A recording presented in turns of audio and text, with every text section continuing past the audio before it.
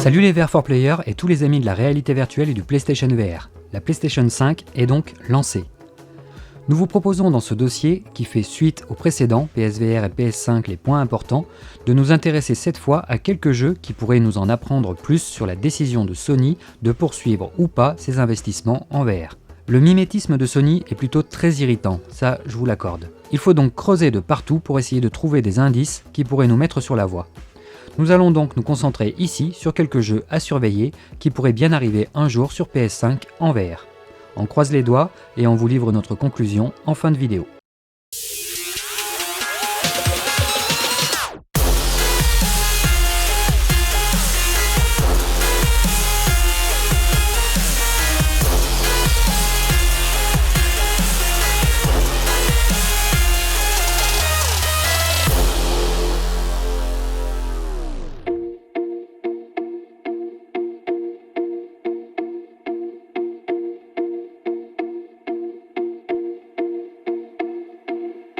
Le silence de plomb de Sony sur la VR n'est pas là pour rassurer les joueurs, mais pour créer un jeu en VR sur PS5, chaque studio a besoin d'un kit de développement PS5. Dès obtention de ce kit, le studio signe un contrat NDA avec Sony, un accord de non-divulgation des projets en cours qui impose au studio de ne rien dire de son projet sur PS5 tant que Sony n'a pas donné son accord en amont. Voilà peut-être pourquoi nous n'entendons pas parler de jeux en développement en VR sur PS5. Il faut donc gratter un peu la surface pour trouver quelques pistes intéressantes et surveiller qui pourrait nous en dire un peu plus sur le devenir de la VR chez PlayStation ou Sony.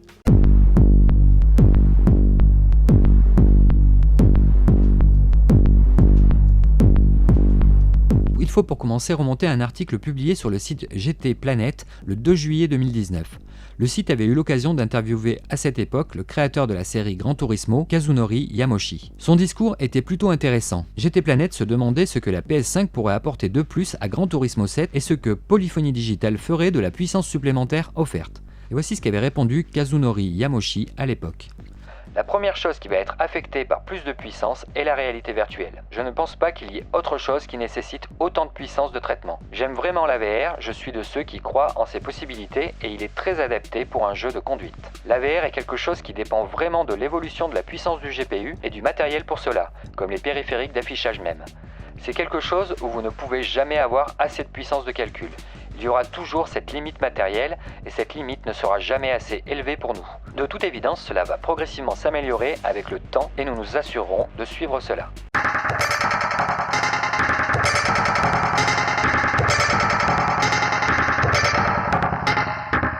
Autre jeu à surveiller, il s'agit de Lo-Fi du studio Iris VR qui pourrait valider l'idée de l'arrivée prochaine de jeux PS5 VR exclusifs.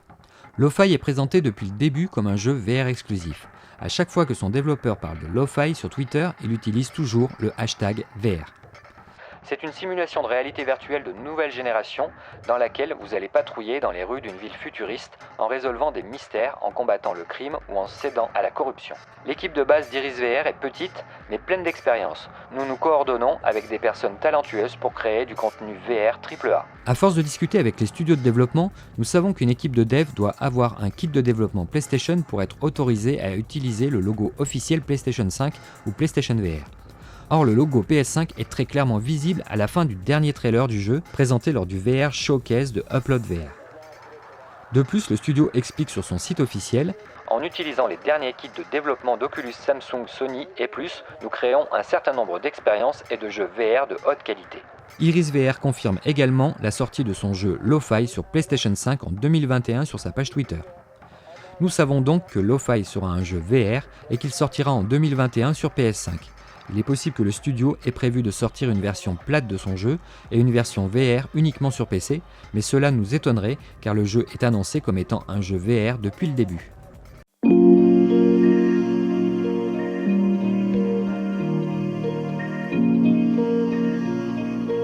The Invincible est un autre jeu à surveiller si vous êtes fan de réalité virtuelle. Pour le moment, rien ne pourrait nous confirmer que le titre The Invincible pourrait arriver un jour sur PSVR et PS5. Mais il réunit cependant les principaux ingrédients pour en faire un participant sérieux au titre de jeu VR sur PS5. The Invincible est un jeu développé par la studio Star Wars Industries basée à Cracovie en Pologne. La société Star Wars Industries a annoncé que sa première aventure en solo sortirait sur PC, PlayStation 5 et Xbox Series X en 2021. The Invincible est basé sur le roman de science-fiction Planète du désert écrit et publié en 1964 par le maître polonais Stanisław Lem. Star Wars Industries, qui développe le jeu, est une petite équipe dirigée par le PDG Marek Markuszewski, qui était à l'origine le producteur de The Witcher 3 Will Hunt chez CD Projekt Red. Il est alors intéressant de revenir un peu dans le passé et de se focaliser sur les propos tenus par Marek Markuszewski sur le site polonais Cyfrowa en mai 2019. Le jeu The Invincible venait tout juste d'être annoncé à l'époque. Le studio Star Wars Industries est en réalité un studio concurrent à CD Projekt Red, qui se compose d'anciens développeurs ayant travaillé sur Bluebird Team et Techland.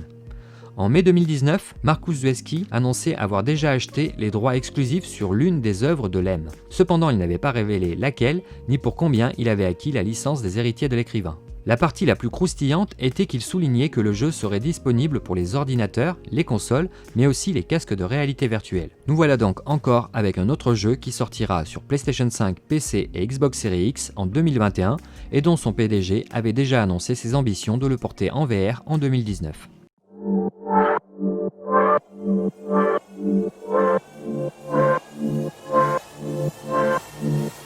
Root, encore un jeu qui fait surface avec un probable portage VR sur PS5. Chez VR4Player, on adore les studios indépendants. Sur cette génération de casques VR, ce sont eux qui ont soutenu le marché.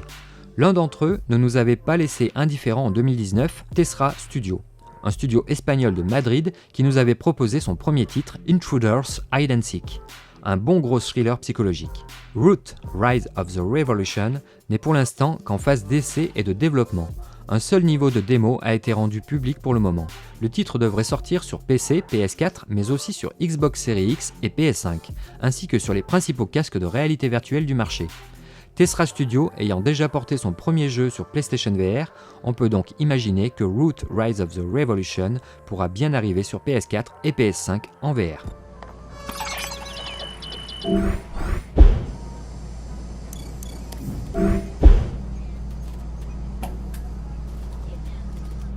The final report from the city security is complete, and with no doubt it was an act of terrorism from the humans trying to destroy our city. This ministry is working as fast as possible to locate and pursue all the humans responsible for this cruel act. New laws and rules are being made to assure this will not happen again in our city, Root.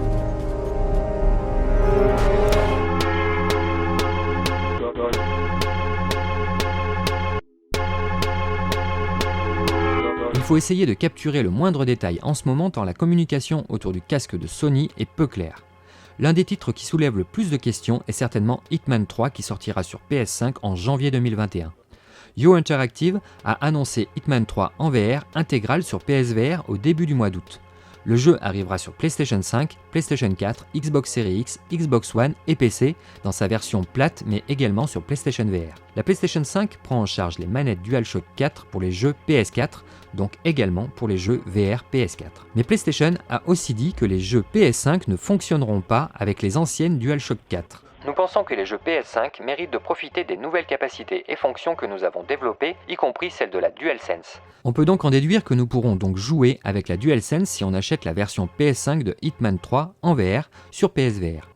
Il serait malvenu que la version PS5 du jeu ne soit pas compatible VR alors que sa version PS4 l'est. On peut observer quelques détails sur le jeu via des gifs publiés par le PlayStation Blog.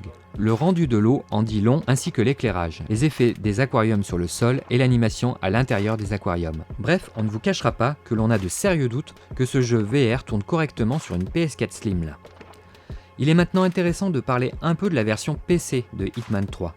En effet, la configuration minimale requise pour Hitman 3 sur PC est une carte graphique Nvidia GeForce GTX 660 ou une Radeon HD 7870. Or, ces cartes correspondent à des cartes légèrement inférieures au GPU de la PS4 Pro. Encore un détail qui nous met le doute sur la qualité des rendus du jeu sur une PS4 classique. Là, vous allez certainement me dire que Hitman 3 sortira bel et bien sur PS4 standard. Et je vous répondrai que oui, c'est vrai, mais nous parlons ici de la version VR du jeu, qui devra tourner au minimum à 60 fps. Or, Hitman 2 était loin d'atteindre les 60 fps sur une PS4 Pro, même en mode performance boost. On était plus proche de 37 fps en 1440p. On vous rappellera que sur PSVR, les seuls gros jeux à avoir été adaptés en VR provenaient dans leur grande majorité de la PlayStation 3, Skyrim, Borderlands 2 ou L.A. Noire. Or, la série Hitman ne se compose que de jeux PS4. La PS4 n'avait pas la puissance nécessaire pour faire tourner correctement Fallout 4 VR par exemple.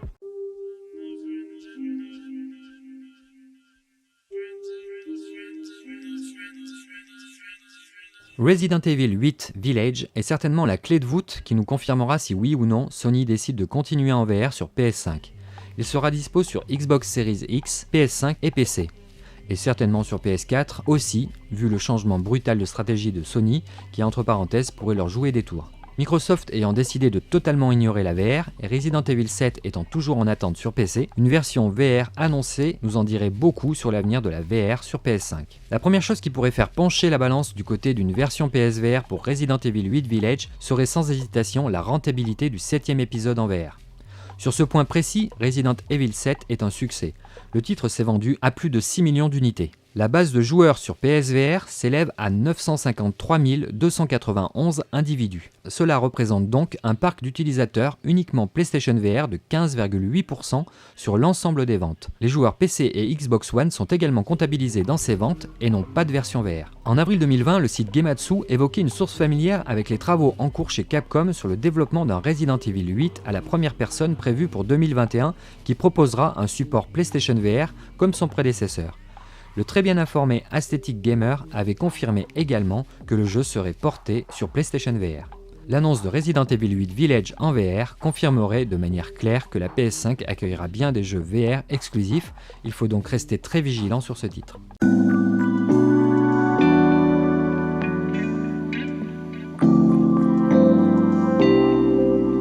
En conclusion, que devons-nous retenir de tout ça ? Sony va-t-il poursuivre l'aventure VR vu la conjoncture actuelle face à l'agressivité de Microsoft sur le marché ?